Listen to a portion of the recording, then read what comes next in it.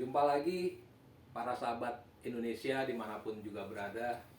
Pada malam kali ini kita akan ngobrol, berbicara terkait dengan sebuah lembaga baru, sebuah kecenderungan baru terkait dengan KRL KKN. Apa itu KRL KKN? Itu adalah sesuatu yang penting bagi kita untuk kita elaborasi. Dan sebelum saya jelaskan tentang KRL KKN, ada baiknya maka saya perkenalkan dahulu rekan di samping saya, Bung Eki. Apa kabar Bung Eki? Ya, baik. Pada malam hari ini kita akan membicarakan terkait dengan KRL KKN.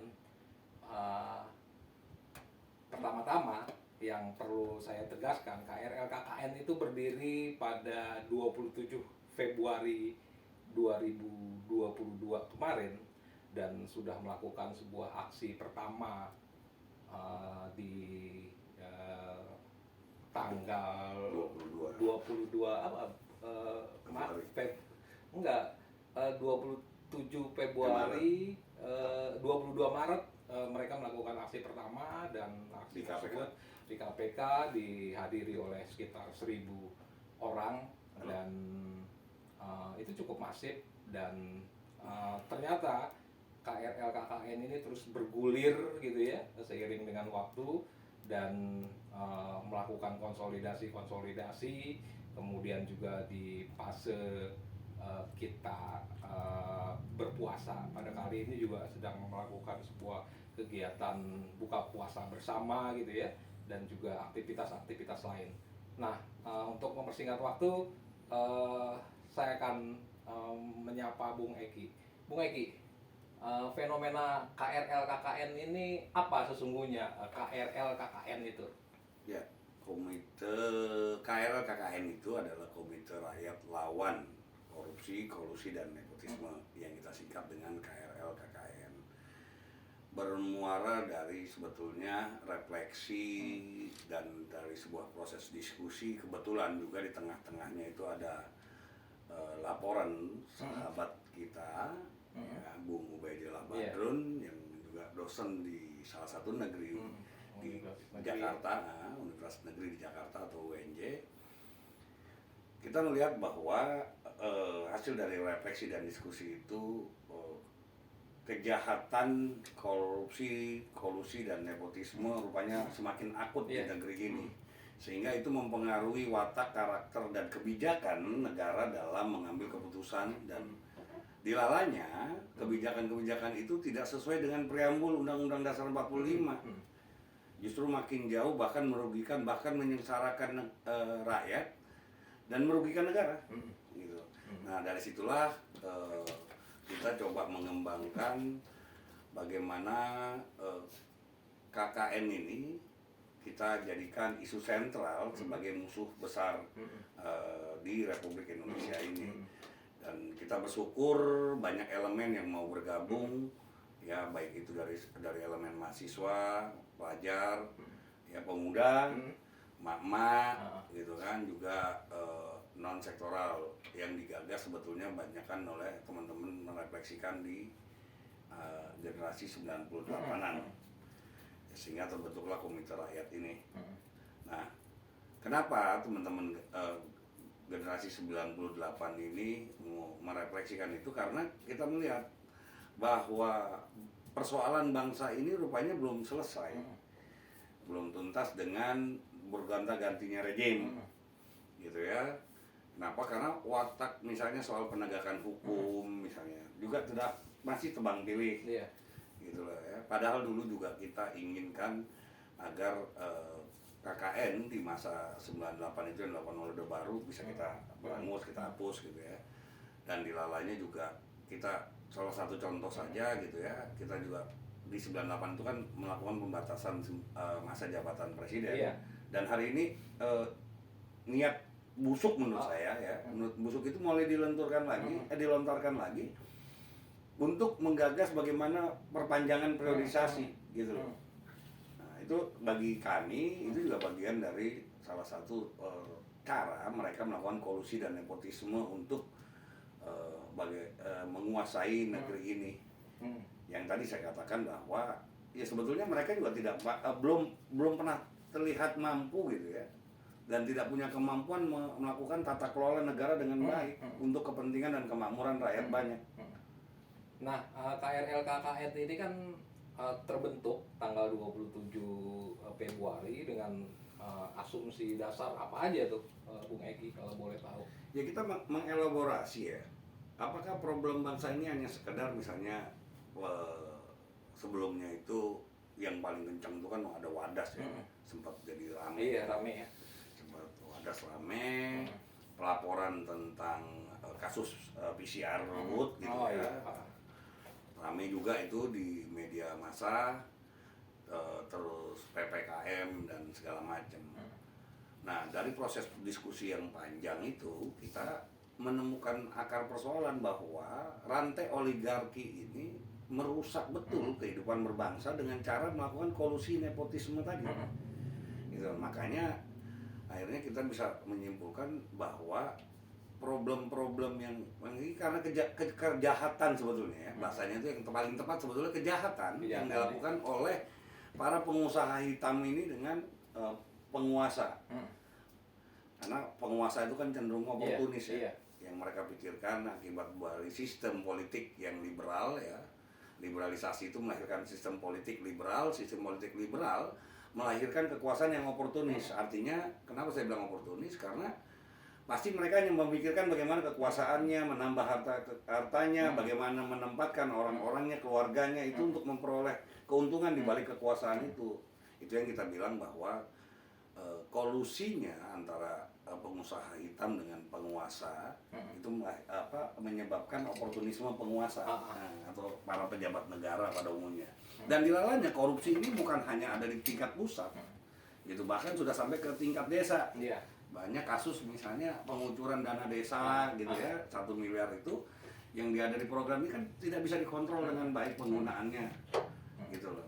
Nah ini yang kita terus kritisin, makanya kesimpulannya adalah selain tadi ya saya sebutkan bahwa Kang Ubaidillah melaporkan ada indikasi pencucian uang gitu ya, dan kolusi atas beberapa hal yang diputuskan pada saat itu terhadap satu perusahaan Sinarmas dan melibatkan anak presiden yang bernama Kaisang dan Gibran gitu, yang dilalanya itu kita mencurigai kok usaha baru anaknya masih muda dapat kepercayaan merta-merta suntikan dana sekitar 71 miliar kalau nggak salah. Itu makanya kita bilang wah ini penyakit nih. Penyakit. Itulah yang kita sepakatin bahwa untuk bisa selamatkan Indonesia maka KKN ini harus kita berantas. Nah, dari asumsi dasar itu kemudian KKN harus kita berantas, kemudian KRL KKN kan menghadapi sebuah tantangan bahwasanya di masyarakat juga tingkat katakanlah oportunisme politik gitu ya, itu juga menggejala juga kan ketika rejim ini kan rejim yang sangat berbahaya ya, berbahaya dalam artian bahwasanya dia mampu menciptakan sebuah perangkat-perangkat gitu ya, pendukung gitu ya, dan di sisi lain ketika misalkan seringkali tawaran untuk melakukan sebuah reaksi terhadap kebijakan rejim itu tidak memenuhi kadar tertentu gitu loh. Maksudnya besok misalnya tanggal 11 ya sebagai contoh kasus, sebagai tanggal 11 Maret ini akan turun massa katanya. Apakah Anda percaya bahwasanya KRL KKN ini mampu untuk meluaskan sebuah basis dukungan gitu ya, sehingga pada akhirnya memang sebuah momentum politik tertentu bisa menjungkir balikan kekuasaan itu sendiri?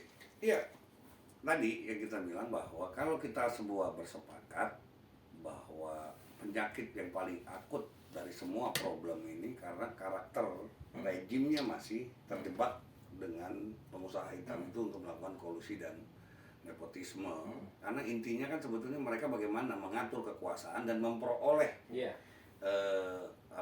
menguasai sumber daya alam yang sangat mewah menurut saya di Indonesia ini. Kita tahulah bahwa Indonesia ini memiliki resource yang sangat kuat, baik dari tanahnya, kandungan tanahnya maupun yang di dalam tanahnya. Nah, kalau ditanya apakah punya keyakinan KRL-KKN ini mampu menggalang kekuatan yang lebih besar, justru kita bersepakat bahwa KRL-KKN ini kita jadikan rumah bersama. Kalau kita bersepakat bahwa KKN itu adalah musuh bersama. Nah, tanpa juga menegasikan agenda-agenda yang ada di setiap elemen yang bergabung, gitu loh. Ya perdebatan waktu KRL-KKN juga, kenapa nggak Jokowi jatuh? Didorong aja isunya jadi turunkan Jokowi gitu. Karena Jokowi sumber dari segala sumber masalah. Ya Jokowi jatuh pun kalau KKN-nya nggak dihabiskan, ya, atau kerja oligarki ini tidak mampu kita basmi, ya maka watak rejim siapapun akan begini. Artinya negara akan selalu kalah. Ya, negara tidak akan pernah bisa hadir seperti janjinya Jokowi dalam setiap persoalan rakyat. Karena kenapa? Pasti negara dalam hal ini pemerintah akan mempertimbangkan bagaimana posisi para pengusaha ini yang menginvestasikan uangnya dalam kebijakan-kebijakan yang diambil itu. Karena kan kita tahu biaya politik di Indonesia itu mahal. Ya, maka seorang yang kalaupun punya kapabel dan kapasitas dan tidak punya dana besar, maka dia akan ada di pinggiran. Maka si bandar tadi akan mencari orang-orang yang bisa diatur atau disetir. Nah, itu konsekuensi dari politik liberal ya itu. Nah, kan akhirnya juga melakukan konsolidasi nih ke basis-basis bawah, ke warga masyarakat di perumahan. Ya, seperti di perumahan Rusunawa Marunda ya. Nah, nanti kan tanggal 16 juga akan melakukan itu tuh. Akan melakukan konsolidasi dan buka puasa bersama. Nah, maka apa tuh persoalan-persoalan yang ingin diambil juga gitu ya sebagai momentum politik gitu ya, itu apa tuh kira-kira? Ya, ini kan adalah bagi umat Islam kan bulan ini, saat ini ya, itu kan bulan yang maha baik ya, bulan yang dianggap suci. Ya, kita akan manfaatkan itu untuk konsolidasi. Ya, artinya di tengah umat Islam di Indonesia, khususnya Jakarta ya, sedang merayakan dan menyambut kemenangan, harus juga dong diisi dengan semangat untuk memenangkan, berbagi. Bukan hanya sekedar berbagi, tapi memenangkan kehidupan mereka. Jadi ini bulan momentum yang sangat baik untuk melakukan konsolidasi. Dan harapannya adalah apa yang dialami oleh masyarakat Rusunawa Marunda itu kan juga bagian dari kerja cara oligarki ya.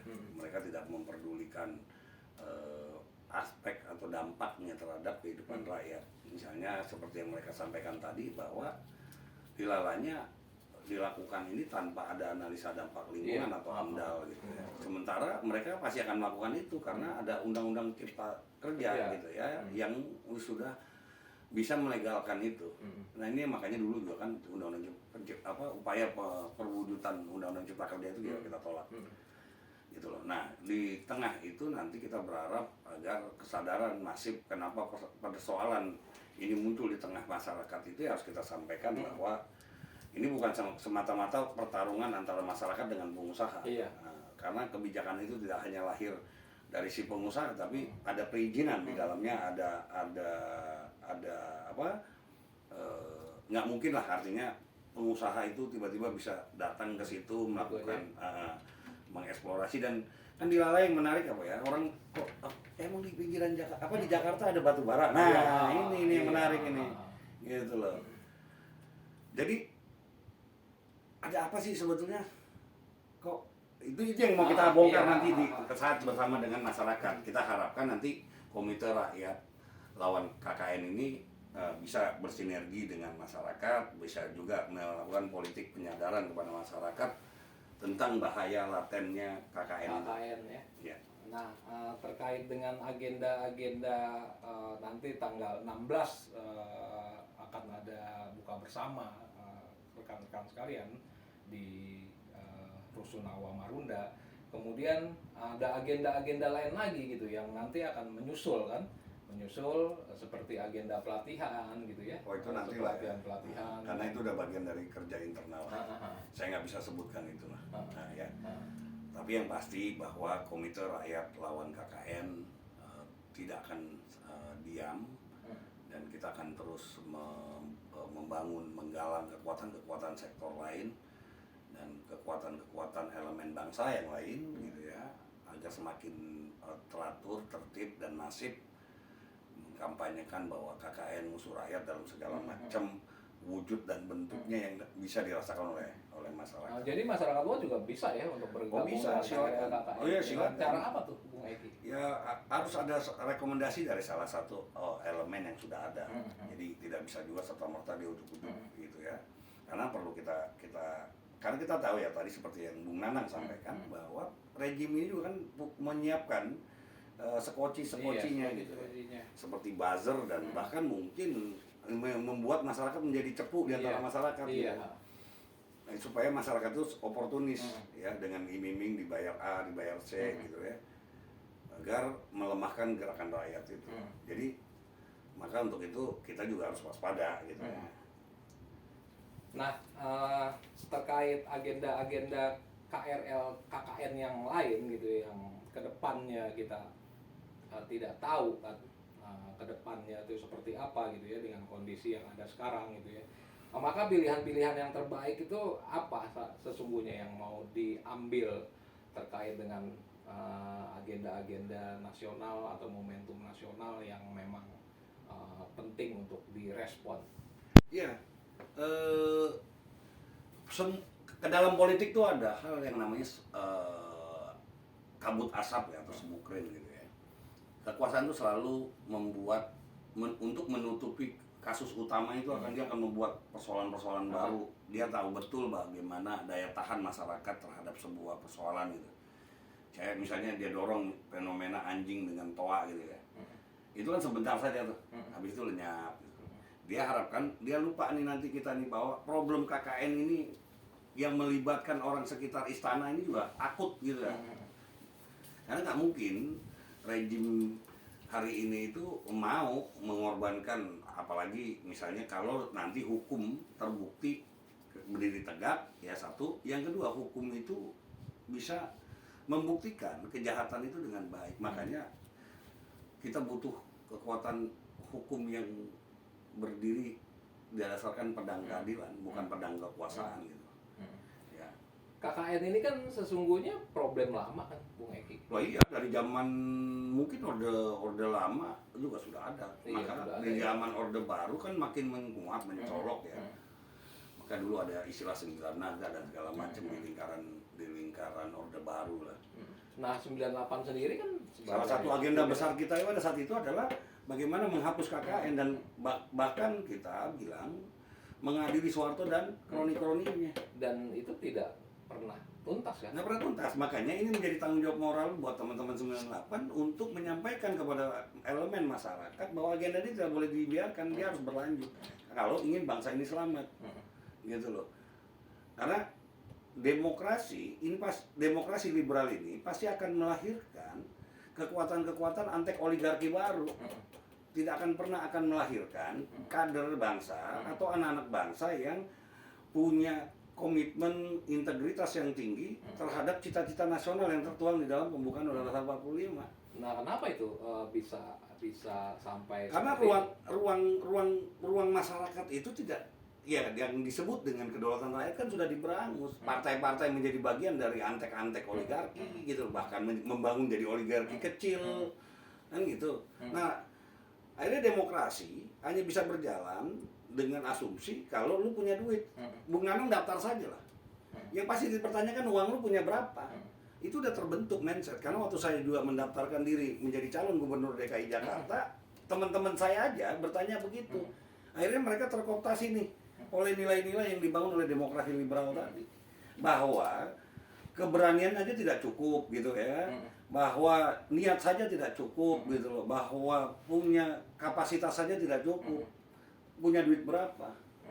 Jadi makanya saya dalam hal tertentu saya orang yang paling tidak percaya sama siapapun yang dihasilkan oleh pemilu model begini.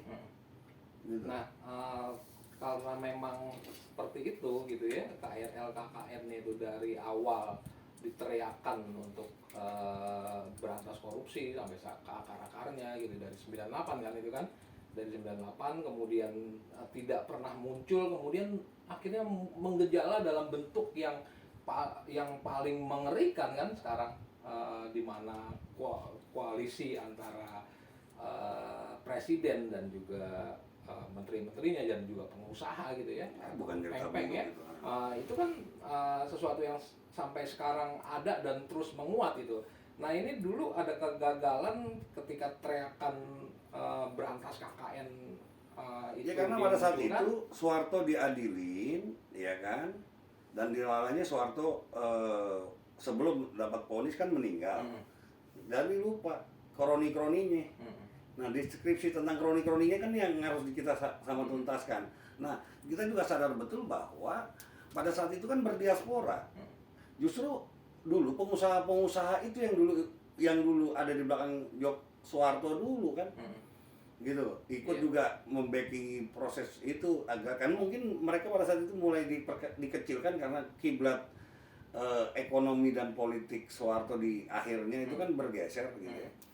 Nah, dan hari ini pun sebetulnya masih mereka juga yang mempengaruhi rejim baru ini. Dan sehingga konteks Bahkan yang mohon maaf sebelumnya, bahkan yang dilalanya mereka kan sudah beranak pinak nih, udah berapa generasi ganti, bahkan mungkin sudah sampai ada yang ke cucunya kali yang meneruskan bisnis mereka, gitu loh. Rakyat generasi baru juga ada. Generasi baru juga ada, bahkan udah berapa banyak generasi-generasi yang baru yang disiapkan, ya menjadi boneka oligarki ini. Nah, karena memang polanya semacam itu gitu ya, KKN dan oligarki ini semacam itu, maka rakyat yang notabene ada di bawahnya gitu ya, ada di bawah mereka gitu ya, yang seharusnya kita setara kan, seharusnya sejajar gitu ya. Enggak, Tapi rakyat harus di atas dalam struktur negara. Karena iya. kenapa? Dia yang memiliki Iya, kedaulatan. tapi kan mereka berada di bawahnya kan. Di Pemerintah bawahnya. dipilih sebagai penerima amanat. Siapa pemberi amanat? Ya rakyat gitu loh. Jadi rakyat tuh bukan sejajar, tapi rakyat tuh harus di atas. Problemnya adalah rakyat secara kedaulatan ini kan dirampok. Dulu suka tidak suka ketika Undang-Undang Dasar 45 belum diamandemen di pasal kedua kalau nggak salah itu, kedaulatan itu ada di tangan rakyat dan dijalankan sepenuh-penuhnya oleh Majelis Perwakilan Rakyat. Hari ini Majelis Perwakilan Rakyat dengan presiden aja kedudukannya sejajar. Iya. Dan kedaulatan rakyat itu dijalankan sepenuh-penuhnya oleh undang-undang. Nah, undang-undang itu produk Hukum. Produk hukum gitu. Produk hukum dan politik. Ya iya. Artinya kita nggak bisa mengkontrol itu kalau MPR DPR-nya model kayak begini. Nah, MPR DPR yang semacam itu kenapa tetap dipercaya gitu?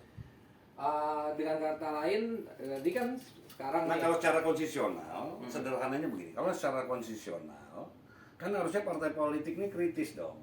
iya seharusnya. Harusnya secara konstitusional. Problemnya kita tahu partai politik di Indonesia ini mana yang ideologis. Cuman seakan-akan ini ngakunya nasionalis, ngakunya agamais gitu loh. Tapi kader-kadernya korup, dibiarin aja. Itu pun ditangkap, kader-kader ditangkap karena suara-suara kritis masyarakat yang meminta agar terwujudnya satu keadilan.